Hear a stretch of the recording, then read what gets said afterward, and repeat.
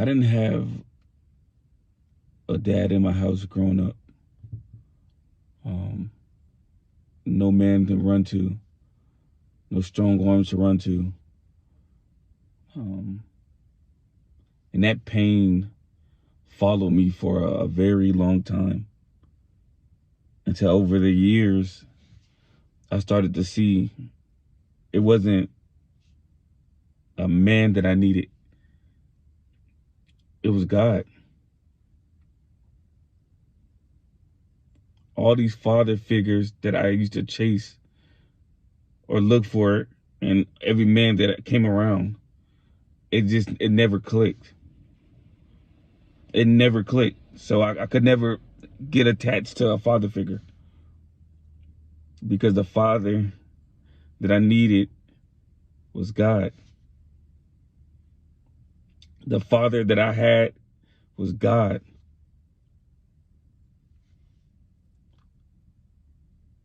If you grew up without a father, it's 100% likely that this video is for you. I still remember days where I would be in school and it'd be the daddy's day, and I would just be sitting there angry, sitting there sad. I remember the days where I would get in trouble, but there was nobody to go to for like discipline. I remember those days. I remember the emptiness, that empty feeling of not having a father to run to. I remember those days. I remember chasing validation, wanted to be liked, wanted to be seen by a father. I remember those days. It followed me for years, you guys. It hunted me for years, until, and this is so crazy, you guys. It's not about church. It's not about religion, even though those are two beautiful things. It's about feeling the presence of God for the first time. When I went to church and I actually felt the presence of God for myself, not anybody telling me, man, you come to God. It took me feeling that presence for myself to be like, oh my goodness. And then I started to read the Bible, Psalms, I seen that it said, I am a father to the fatherless, or I'm the father of the fatherless. And so it's one of those quotes. I might be right. I might be reading it wrong, but when I seen that, it changed everything. God started to really guide me. He started to guide me. He started to teach me how to become a man. While I was in church, I started to learn how to become a man, because God,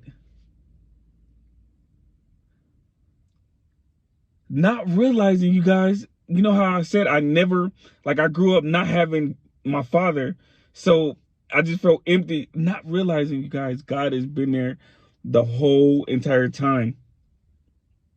The whole entire time. I will have moments, you guys. This is how I know that God has always been there for me. I will have moments where I'm with friends and family and cousins. You know how I get around a bunch of knuckleheads. I remember they used to go to the store and steal food, steal drinks. Like, what are we doing? We're all 14, 15. Stealing food, stealing drinks. I remember one day I was so hungry. And I went into the store and I was about to steal with my cousins. And this is when I was 17, so I wasn't at my mom's house anymore. But I was so hungry, I didn't know what to do. So I went with my cousins and we were about to go steal some food. And till I got there, and they all stealing food. And as I'm about to reach for the food, something in my conscience was like, no, this isn't right. This isn't right. This is not right. So I just turned around and just left out the store. This is real, you guys. This is real. So as they're all getting caught up and getting chased out the store, they seen that, I was with them, but I was the only one that didn't try to steal, even though I thought about it hard. So the manager was like, why did you look at the food and not take it? And I'm like, I don't know. I said, it's just not in me. It's just not in me. I couldn't do it. So what he does is he spends $100 buying food for me, buying food and drinks for me. And I took it to my grandmother's house. Cause that's where I would go time to time. And I'm just like, man. But at that time I wasn't saying God is good because I didn't know God. And then I started to remember all the situations where I would be with a certain crowd and it would get shot up and not a bullet pierced me, nothing. I lost a close friend at the same exact park. Like, he was my best friend. Like, we did everything together.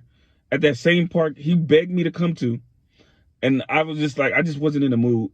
I wasn't in the mood to go to the park. I was trying to figure out what I was doing with my life.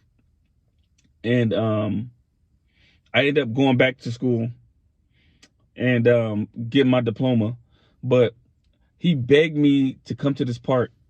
And I'm like, nah, man, I'm not really in the mood. I'm not really in the mood. And then he was like, come on, James. I'm like, all right. So as I'm getting ready to go, I get dressed. The park is literally right down the street, walking distance. And this is when I went back to my mom's house. The park was right there, walking distance. So as I'm getting dressed, get out the shower, everything, brush my teeth, I'm walking to the park. You guys, it's so many polices and ambulances there. And I'm just like, what the? And it's my best friend murdered. And I'm like, oh, not realizing that was God. Because I procrastinated, didn't really want to go, so I slow dragged. When I got there, he was gone. That same spot that I was about to go hang got shot up. So when I think about it, God has been there with me this whole time, protecting me from unseen danger. Well, that's a father. A father protects his child. And this whole time, God has been there.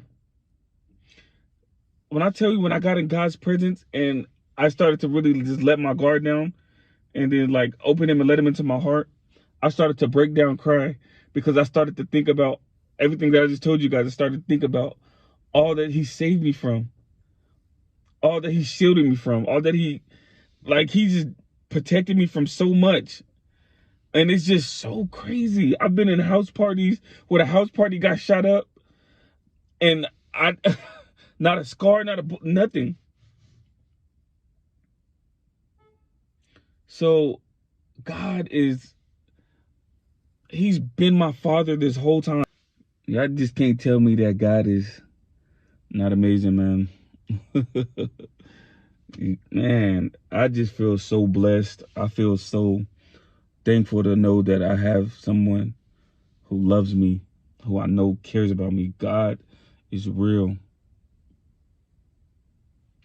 God is real, man. He gave up his only son.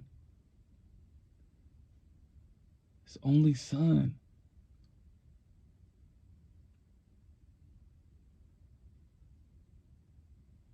That's a real father. That's a real father. Man. I'm just, you guys, I have so many testimonies. It's way more in my life, man. I have so many testimonies, and now I know why I had to go through all these trials and tribulations in my life, even from being a kid, even from the things I endured as a kid. As a kid, you guys, 5 years old, I watched my hero, my uncle, get murdered. I watched it with my own eyes. Like, even through that situation, man, he's kept me. There's been some other things that happened to me as a child, but for the most part, he's protected me from a lot. He's protected me from so much. Man. It's this song by Mary Mary. I love God. Do you love God? What's wrong with you? That's how I feel, man. For anybody out there, man, who struggled like I did, man, not having a father, man, just open up your heart to God. Open up your heart to God. And I'm not saying that to be preachy or religious. No, I'm saying this from experience. Because once I did that, man, my life went so much better. So many empty voids got filled. I started to feel God fix my brokenness, put me back together. That moment that I got in his presence or felt his presence, I immediately felt myself being put back together. Because I was so shattered. I was so shattered before I found God. Even though he's always been there and he's always had me, created me, I still found him.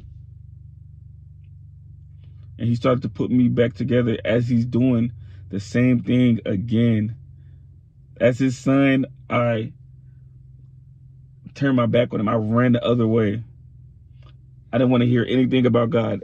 Anytime somebody bring up God to me, I'm basically doing this. Or I'm getting upset. Even when people be like, come on, James, come back. And they start talking about God, and I start getting offended. I start getting angry. But man, when I tell you, let him lead you, man. I'm letting him lead me now. I had enough of trying to do things on my own. I'm letting my Father take the reign, take the wheel. Jesus, take the wheel. Because I can't do it. I can't do it on my own. I'm being honest. I've tried to do it on my own. I can't do it on my own. I can't do it on my own. Again, if you guys are experiencing the same thing about not feeling, loved or feeling abandoned from your father, man, I'm saying a prayer for you. I'm praying for you, seriously. And I ask that you guys pray for me also. Pray for me throughout this journey, that I stay on the right path, that I don't let the enemy trick me or try to confuse me or play these mind games. I pray that I'm strong enough to withstand it. Pray for my boldness. As I would do the same for you. Yeah.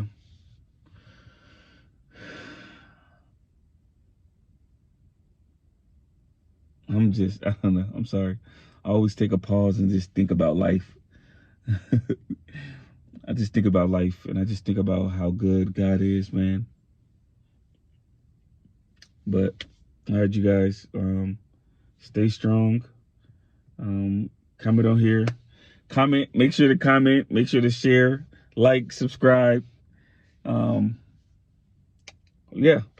Share your testimony if you want to in my comment section. I'm going to read them all, heart them all, and I'll reply to them all. But if you have a testimony, man,